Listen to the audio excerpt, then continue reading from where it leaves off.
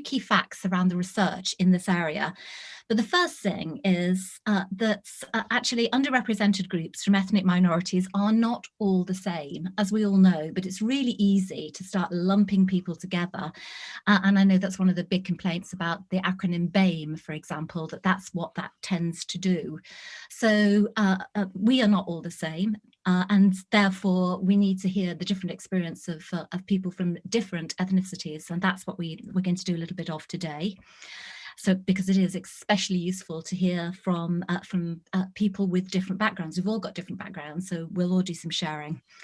But women from ethnic minority backgrounds, as we all know, face a number of additional challenges in the workplace. So issues to do with representation, which are to do with recruitment into the workplace, issues to do with retention, issues to do with promotion, and issues to do with rewards. I'm not going to present data on all those things, but what I will do is share my screen and just share one or two pieces of data with you now.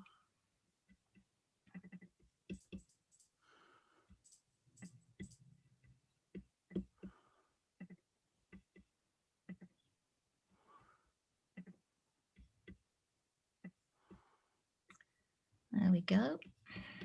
It always takes a little while. Right then.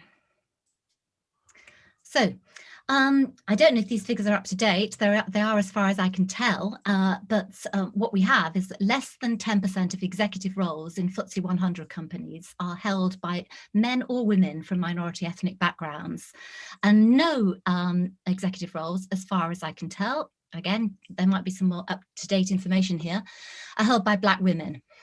No women from ethnic minority backgrounds are CEOs of FTSE 250 companies. So that's all just dreadful for a start.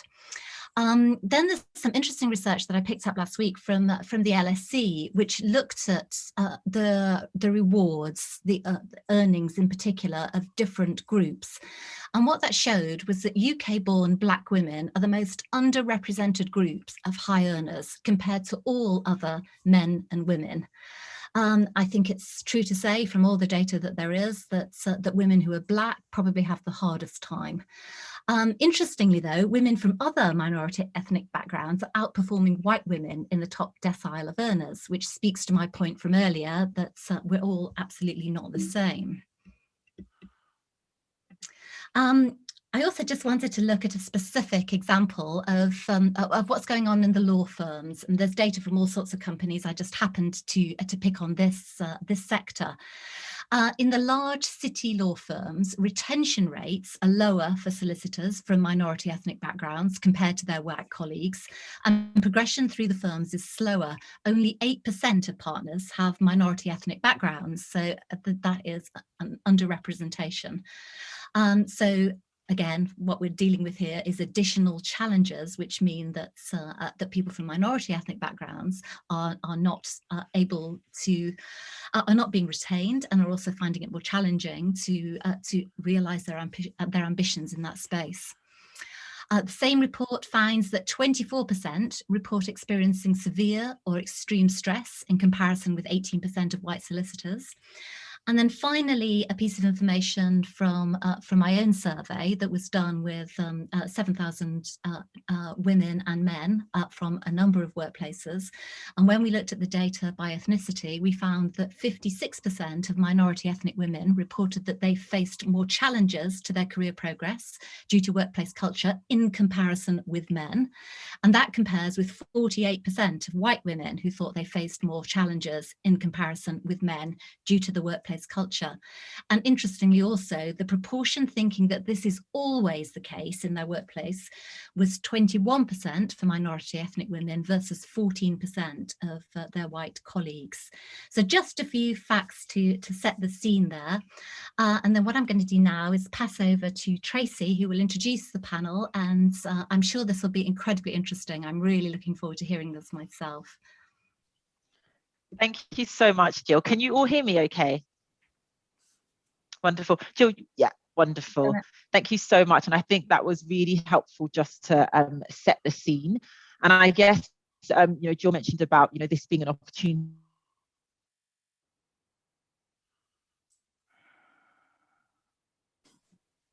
We've lost you, Tracey. Can you hear me? You just disappeared. Okay, sorry. This is an opportunity to, and then we lost you. Okay, I'm just going to turn off my camera just in case that helps with the bandwidth. Can you hear me okay? Yes. Okay, perfect. I'll do this then. So yeah, I was just saying that we are joined by some amazing women who are willing to share their stories and their lived experiences, and also provide practical tips as well for men who are seeking to become stronger allies to women in the workplace. And I do want to stress that this is a safe space, and that we do hope that by listening to these stories, that many of us will have the opportunity to reflect, and also hopefully the men identify action that they can take to enhance their leadership capabilities. And also the insights that come out of today's discussion can be an opportunity for us to go back to our respective organizations and see kind of what practical things we can do to help improve the outcomes of women from ethnic minority backgrounds in the workplace. And we don't have long, we only have 20 minutes. So I'm just going to quickly ask if each of our panelists can give a 60-second introduction, just so that we know who we have on today's panel. So if I can ask Anne, first of all, to introduce herself, that would be great. Hello, hi, good afternoon. Very nice to be part of this, and thank you very much for inviting me. My name is Anne Siew. I spent 15 years in investment banking, and I was a lawyer at a law firm in London before that, and have been in recruitment now for the past 16 months. Thank you very much, Tracey. Thank you, Anne. And then if we move over to Mary as well. Hi, everyone. Thanks for having me. It's really great to be here. So my name is Mary Adeyemi. I am an investment professional currently working at Goldman Sachs. I've been in this space for just over 15 years myself, and mainly kind of focused on credit investing. And I currently head up our credit investing efforts for clients in technology, media, and telecoms. But secondly, but also super, super important to me, is that I run a social first organization called Visibility, which is on a mission to improve the outcomes for Black women in the marketplace through inspiration, coaching, and community. I'm sure we'll get into more of the work that we do in the space, and of the insights that we've had working with Black women in professional space. Wonderful, thank you. And then if we go to Funmi. Hi everyone, thank you so much for having me. My name is Funmi Idowu. I am a solicitor. I work in-house in a technology service company. And yeah, I started off at the bar, and I went to the world of to being a solicitor for reasons I'm sure we're going to get into later on as well. But yeah, so that's it really. Thank you. And then BaoY. Hi everyone, my name is BaoY, so grateful to be here. I'm originally of Vietnamese descent, born in Germany. I moved to the UK about 7 years ago, started my career in retail banking, worked at Morgan Stanley in the investment banking division for 3 years, a bit longer than that actually, before I moved to Target Global, where I am now investment director. So Target Global is a venture capital firm. That means I invest into technology startups, sort of at the intersection of obviously finance and technology. As part of that, I'm also a non-executive director at, some of our portfolio companies. So hold non-executive board positions there as well. Wonderful, thank you so much. So we're going to be very speedy, and I just want to start off with Anne. So you work in recruitment, you've kind of been in the corporate sector, now you're helping firms recruit talent. What would you say are some of the key challenges facing women from ethnic minority backgrounds with respect to recruitment? Thank you very much, Tracey. And actually, it's lack of self-esteem and self-confidence. I have noticed that, and always I think having a tendency to apologize for their lack of particular skills, what they perceive as to be their weaknesses, and I think it's because they're so used to having the mindset where they have to defend their spot. So they feel that they actually have to come up and mention, look, I'm not very good at this, I'm not very good at that, I will try very hard. And that was something that we noticed that not many male candidates actually did. So if you look at it side by side, the male candidate and the female candidate, and particularly the female ethnic candidate, would feel as if she's already on a back foot. So I think that comes from a lack of self-confidence, and also a lack of appreciation for the talents that that individual actually brings. Okay, great. And I guess, Mary, in the work that you do with visibility, would you have anything to add to that? So you work, a lot with Black women in particular. Yeah. What would you say you're seeing and hearing? No, thank you.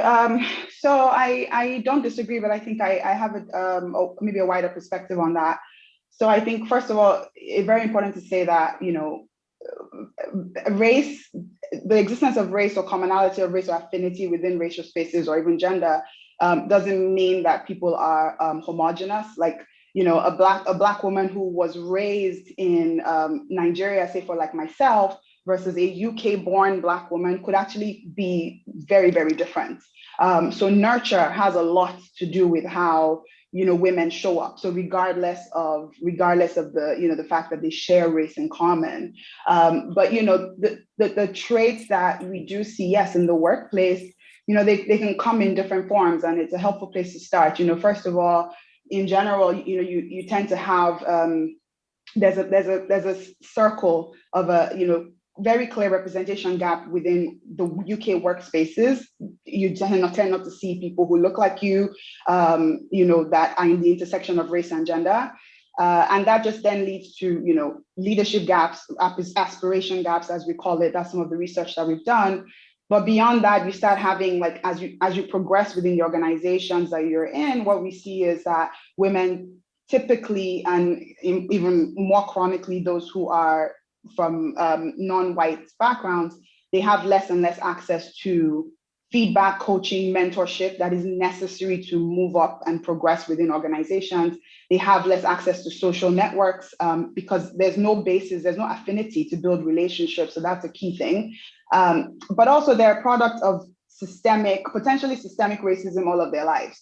Especially if you've lived in an environment where race has always been a topic from a young age. You are in many ways cultured to think a certain way, to think that the society is not a conducive ecosystem for you, and that as was just said, leads to confidence issues and so many other things.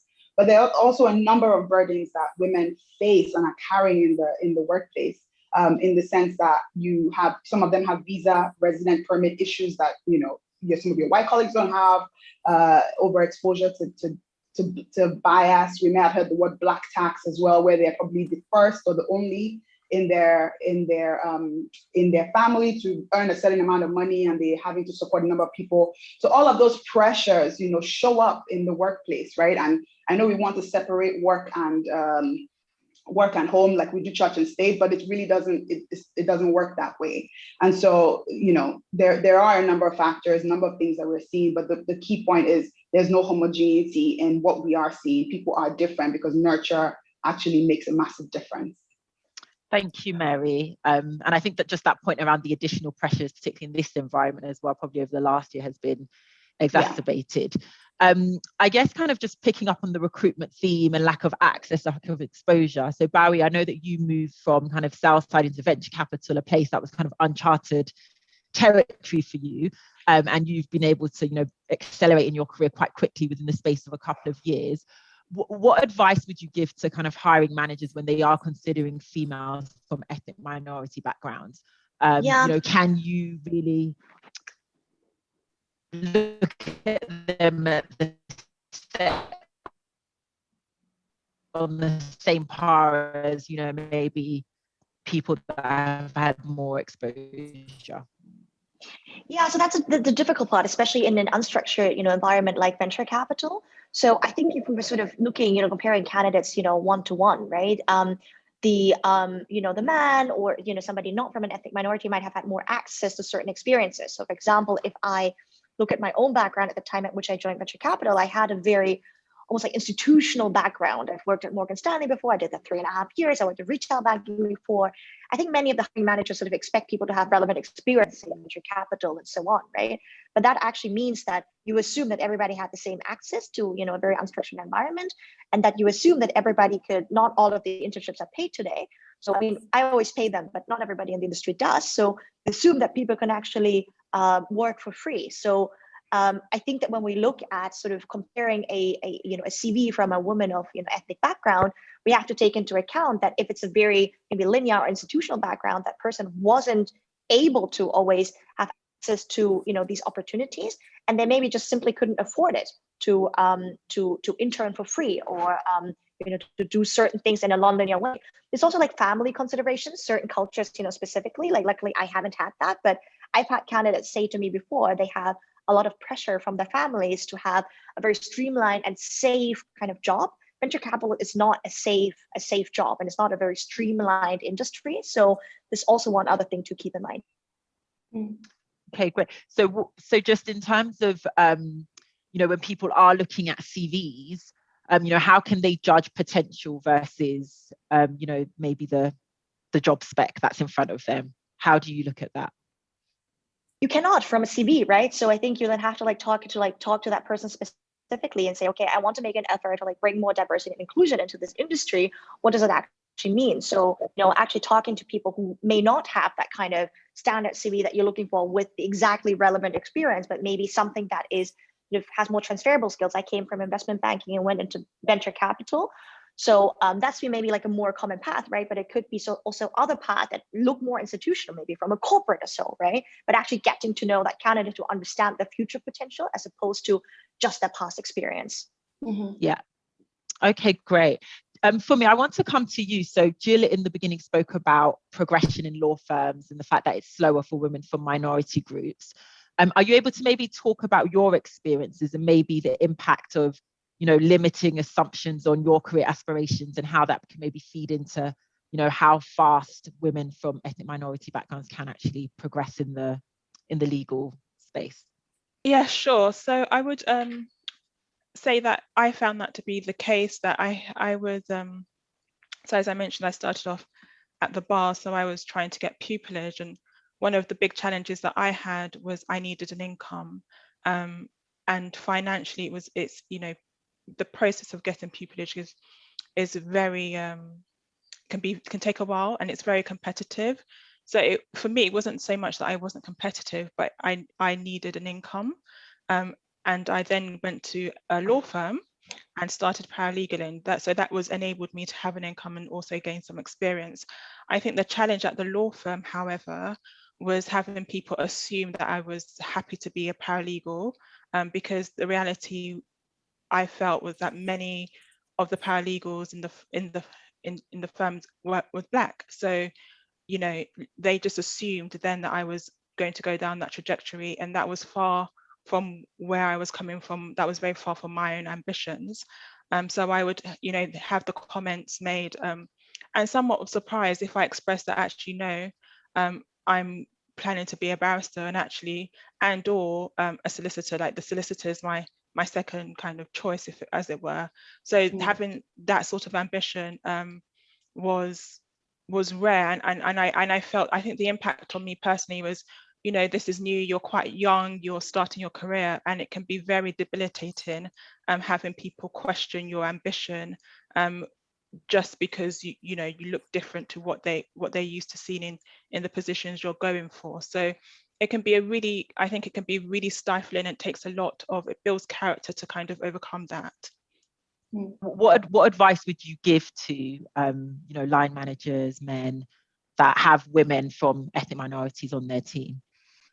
I think get to know the individual. I think it was Mary that mentioned, that no two people are the same, and there are real differences. I think culturally, I think in terms of culturally, in terms of family makes a huge difference as to what your ambitions are, where you think what you want to achieve.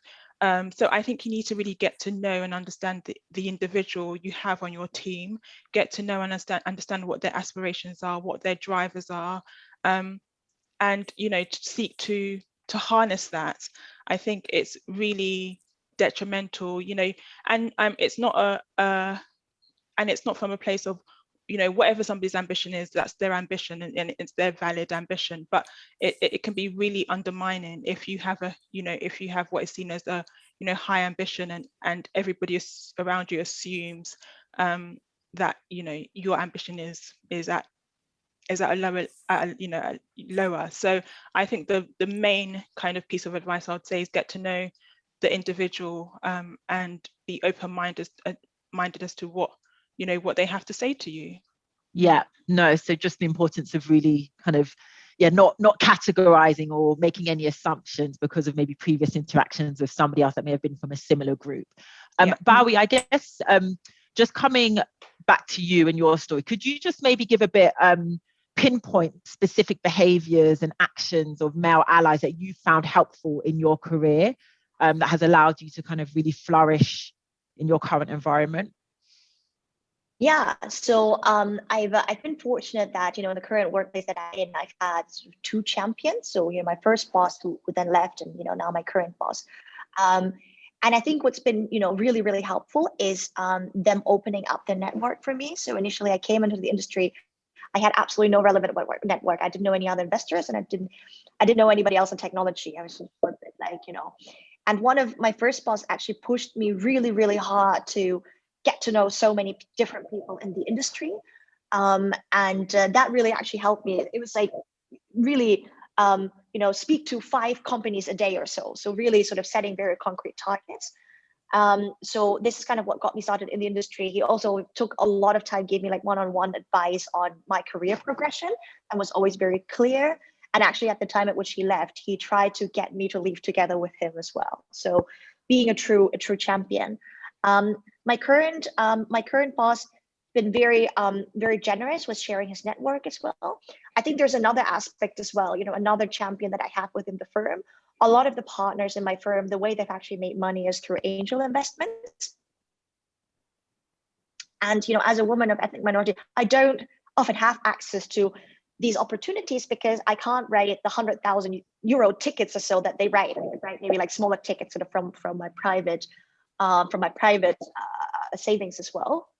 But they said, well, if you want to invest alongside me, right, you can sort of pull it together, and I can give you access to the source of wealth as well.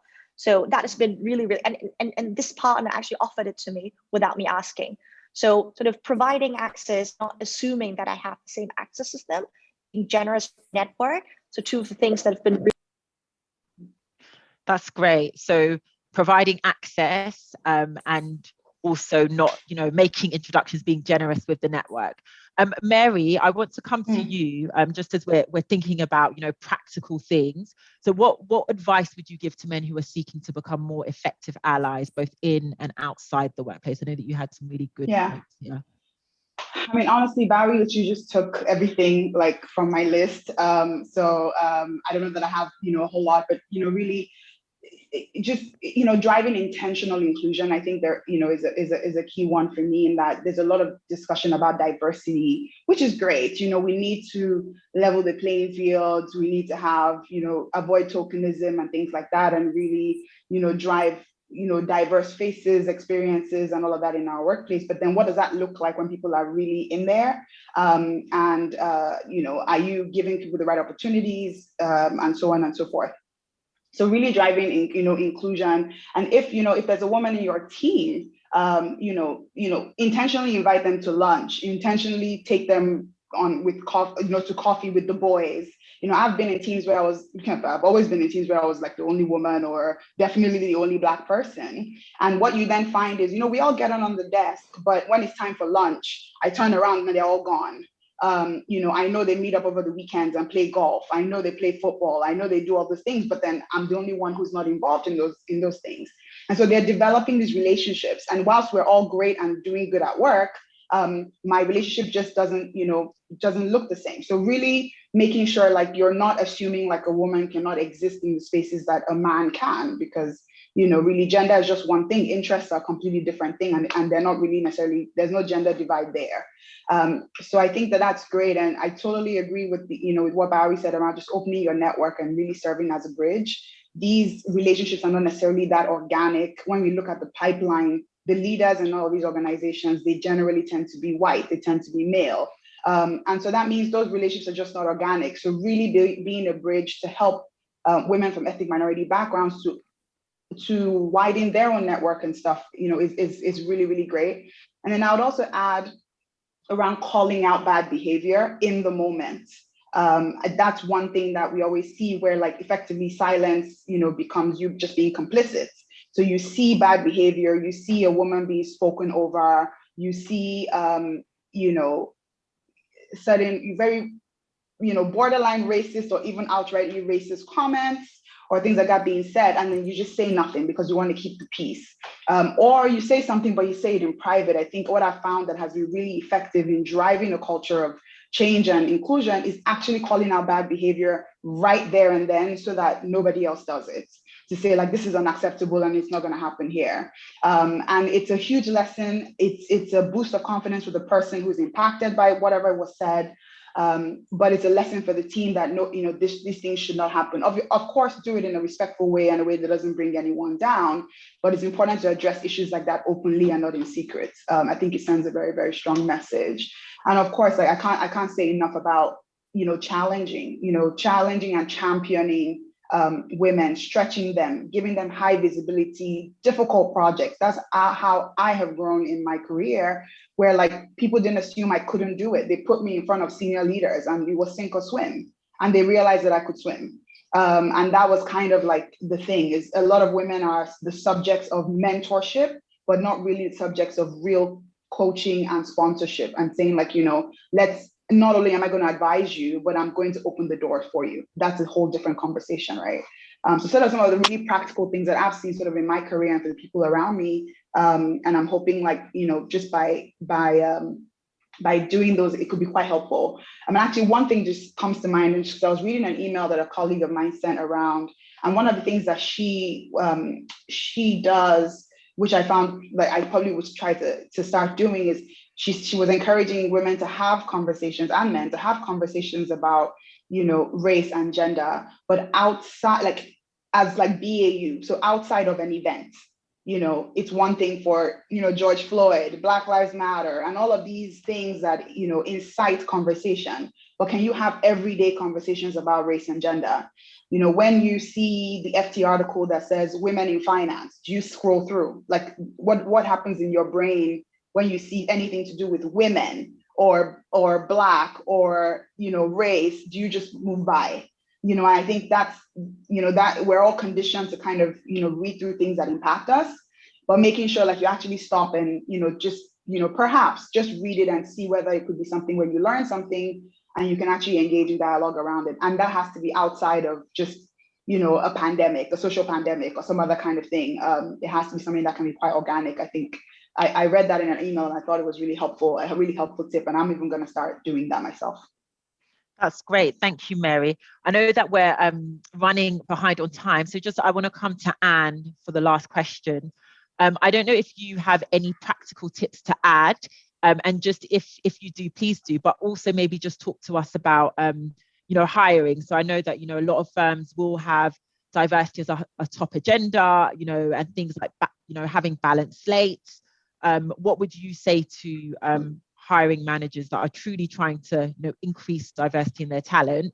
Say they want balanced slates, but maybe, they're still not able to recruit that talent. So anything around there and anything to add on top of what's been said?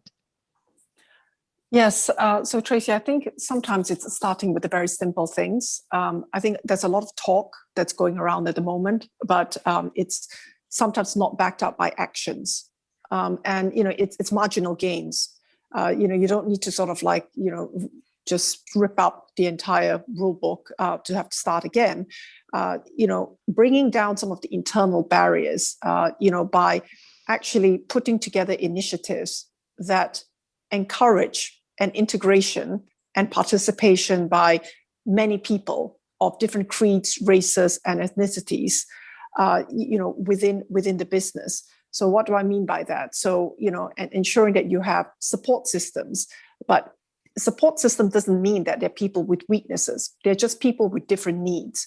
And I think the way the messaging actually comes across by certain employers, it's a nuance, and it needs careful thinking, because I think as an ethnic minority and a woman, I don't believe I need to conform to the victim. I don't need to agree to the stereotypes that people put on me, but there's a way of me basically addressing that and communicating that back. Many men, and I know that this is a forum for men as well, is that they don't want to feel as if they are on the back foot or they're to blame, or it's all about what they haven't done or what they need to do. I think it's a coming together from both sides, and building that acceptance, and also that recognition that it's all okay not to agree on everything, but for people to feel that their thoughts are welcomed, right? Creating a platform that really can cohesively encourage thoughts from everyone. And I think that's the sort of place that, if we listen to what a lot of candidates say, they want to work in a place where they feel a sense of belonging. Yeah, that's great. That's great. So I loved what you said about, creating a platform that can cohesively collect everybody's thoughts, and actually in a space that people do feel that they can contribute. Well, thank you very much. I know that we are on a limited kind of time, so I'll hand back over to you, Jill, but thank you so much to all of our panelists for your insights and thoughts today. Thank you, Tracey. I think you're on mute, Jill. Yeah, not awake today, am I? I just wanted to add my thanks, because actually I found that absolutely fascinating and illuminating, and I hope other people did too.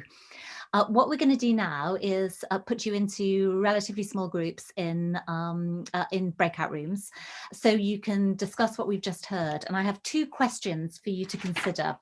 One is, what action are you now inspired to take, having heard all those great insights? So what action are you now inspired to take?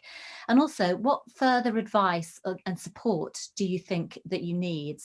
And we're going to spread the panel and Tracey through the groups.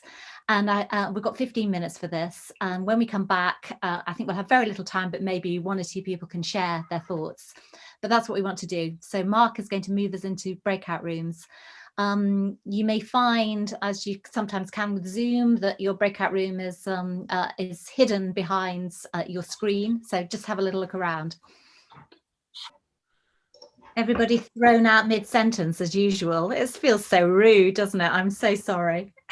Yeah. I wonder if anyone wants to share anything that came up with the remaining few minutes that we have. It'd be lovely to hear from anyone on the call, particularly the men. I'm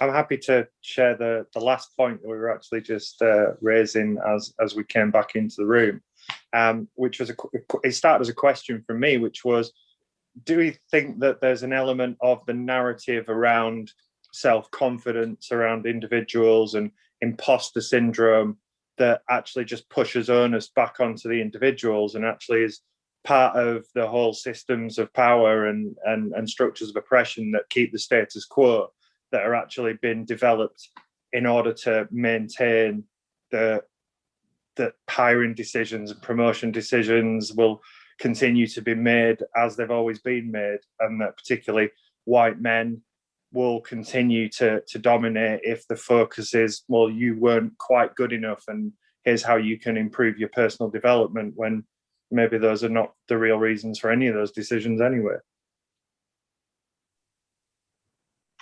Anyone want to respond or add to that? I think I just want to say something. So when the last point we were talking about was just the importance of the environment, and actually being able to nurture talent. So, you can get diversity in, but actually, some of the example that BaoY mentioned, that, she had managers that, were willing to sponsor her, open doors for her, give her that network. And without that, actually her performance the outcome could have been much different. So I think sometimes when difference is introduced to teams, so somebody that is from a different background, if they're not given the appropriate attention or care or nurture, what you can find is that they can be kind of classified as underperforming, or they're not performing. But if you look at kind of their credentials on paper, they're completely capable. So I think, like you said, Andy, more responsibility actually, I think, needs to be on leaders being able to be better leaders of people, regardless of their background, so that everyone can fulfill their potential in the workplace. Definitely agree, Tracey. But what came up in our conversation, in our chat, and I've been witnessing that, unfortunately. Some firms are doing that just as a tick the box exercise, and they're very good with their marketing, digital marketing, winning awards, and so on. When it's just a tick the box exercise and it really needs to come from the top and cascade it down, usually it comes from the top, which is fine, but it stops at middle management, which is where it gets very complicated.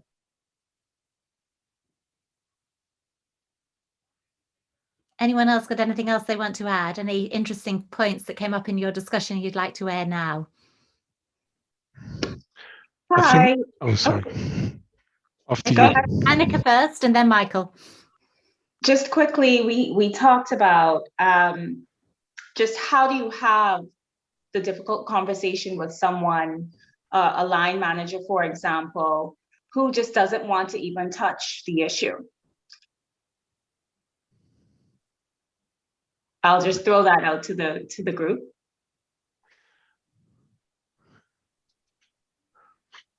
No. That person should immediately be given unconscious bias training. For starters. And that doesn't work. Unconscious bias training is useless, I think. It's been proven to not work. I think what we need is the move on from there, which is what do you do about it? Otherwise, people just, that is a real tick box exercise. I've done the training, so I must be fine. I think I could, I did about that. Yeah. I don't know, I think that maybe what I was going to say is, might be an answer to Annika's question too. It's about confidence. And I think that a lot of my work is interventionist, and I do a lot of coaching around managers, but with managers who have behaved in a way that could be seen as being oppressive or difficult or challenging. And invariably, obviously, they're men. And it takes for the woman who is the person who wants to challenge them to be brave enough to do so and to say, you know, perhaps we can do some work together to explore the issues that I'm feeling. And my experience is that managers, for the most part, want to be good managers and don't want to be challenged as not being good managers. It has to be done in a very carefully constructed way. But I'm found online by a lot of people who say, can I help them by coaching them? And it's not them that need coaching, as you quite rightly said, it's their managers that need the coaching. So I think that sometimes it's about how you have the confidence to approach that manager and say, look, I'm not happy with the way that I'm being managed. I like you and I'd like it to work for us both. And perhaps we can explore this option together. And my experience is that when that's done sensitively and carefully, it works really well always round. I don't know. I think that's a really good point. And one of the things that we've been considering is how we can act as allies for other people. So as opposed to the person who is in the one down position, how we, when we notice these things, can intervene with managers on their behalf, because it's much less reputationally difficult, it's much less emotionally difficult if that's the way it's dealt with. So I'd like to ask the group really, what support do you think you need in order to be able to do that, to have that difficult conversation on behalf of someone else? I agree with what you said, Jill, because the best advice we got from our current CEO is, if you are the most senior person in the room and you can see unacceptable behavior, you need to speak up. You to the people in the room who are more junior, because they will not speak up if you don't speak up. So we lead by example and speak up. I agree about being inclusive and getting people into that, but what we need to add as well, which is something that did not occur in my mind, call me innocent, but with COVID-19 and the pandemic and people working from home, you also people who were addicts, who we didn't know at all in the workplace, and being at home started to drink or take drugs, even more so. And behavior, even if you try to include them and have the conversation you mentioned, Michael, can really backfire. And that's another part of the conversation that makes it even more complicated for big as well when you have to add all of this. But the key thing is to have male ally and in conversation, because we know, bottom line, in difficult situations like the one I shared in our breakout room, I basically said to one of my colleagues, you should have spoken up, because your voice as a male would have been stronger than me. Me speaking up, I was branded Me Too campaigner, feminist right away. Thank you, Sandrine. I think that's a good point. I mean, do the men in the room have anything that they'd like to add to that, or say what else you need to help you do that? Because it's not an easy thing. I think it's a balance that needs to be tried to find, because absolutely, to reflect on Sandrine, absolutely, if you're in a position of leadership, you have to set set examples for everyone. But the reflection I had in the breakout session was, there's also scenarios where wading in on somebody too hard is actually potentially not empowering a relationship to be formed. If this depends on the behavior, really, doesn't it? Because if it's shall we say, just some unconstructive scenarios, you want to still allow there to be an environment for relationships to be mended and formed. So for me, it was finding the right tools to the right scenario. It can be quite difficult to decide when you need to wade in hard and when to maybe just find the right approach to build connections properly. I think that even if male leaders are very confident, if they're not educated properly on the terms to use and how to approach certain scenarios, they're even more afraid to sort of step forward and say something. So I think for me, education is really important. It's the reason why I wanted to get involved in this, because I want to know what the terminology is I need to use. I think I have the confidence to step up and do something, but I need to manage that against the culture and the environment in which I'm situated. And once I can get that right, then I can be a better leader and a better ally going forward. Nicely put. I'm watching the clock. I'm aware it's now 7 o'clock, which is when we billed that we would finish. I just wanted to say a very big thank you again to all the members of the panel. I found that absolutely fascinating and actually educational, to pick up on your words, Suresh. And I don't know whether, Mark, you just want to finish off by saying something about the event that's coming next and what we're hoping to do with this group.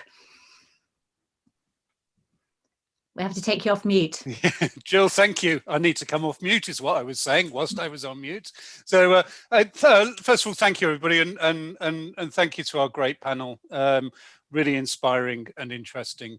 Thank you, everybody, for joining as well, and contributing and speaking up and being here, standing out. In 2 weeks' time, we have our next Inclusionist event, and it's one that I think is very important as well. As men, we're often invited to come and support women's groups, to support LGBT groups, to support BaoY groups. Actually, when I look at what's in this for us as men, it never really gets considered. And we should consider it, and we should sell it to those men who are reluctant to get involved or who don't understand what's in it for them. Today, as men, we've got so much more opportunity and choice than we've ever had, thanks to diversity and inclusion initiatives. And that's what 2 weeks' time we'll be talking about. It's what's in it for me. Come along, come and join us. Get some more of your male colleagues to come and join us as well. It would be great to keep this discussion going and keep these discussions going and get also our members involved. I'd like to thank Suresh and Jamie, who are a couple of our first male inclusionists, our ambassadors as well in Suresh. Come and join us in a couple of weeks' time. Thank you, everybody. Jill, do you want a final word? No? Then I'm going to finish off saying thank you, everybody. Big clap. Goodbye. See you in a couple of weeks. And love you all. Tracey, thank you very much for putting this together. Thank you. Thank you, guys.